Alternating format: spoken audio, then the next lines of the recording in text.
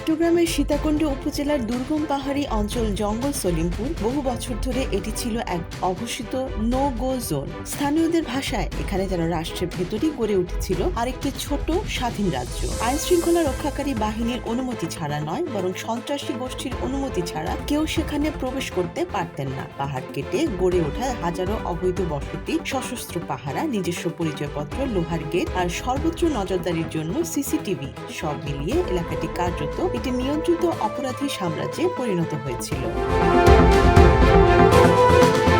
এই পরিস্থিতির অবসান ঘটাতে সোমবার ৯ মার্চ সকাল থেকে জঙ্গল সলিমপুরে বড় ধরনের অভিযান শুরু করেছে আইন শৃঙ্খলা রক্ষাকারী বাহিনী। স্বরাষ্ট্র মন্ত্রণালয়ের নির্দেশে পরিচালিত এই অভিযানে পুলিশ, র্যাব, সেনাবাহিনী, বিজিপি, এপিবিএন, আনসার ও জেলা প্রশাসনের ম্যাজিস্ট্রেট সহ বিভিন্ন সংস্থার সদস্যরা অংশ নিচ্ছেন। দিনভর অভিযানে এখন পর্যন্ত অন্তত ১২ জন সন্দেহভাজনকে আটক করা হয়েছে এবং বিপুল পরিমাণ অস্ত্র ও সরঞ্জাম জব্দ করা হয়েছে।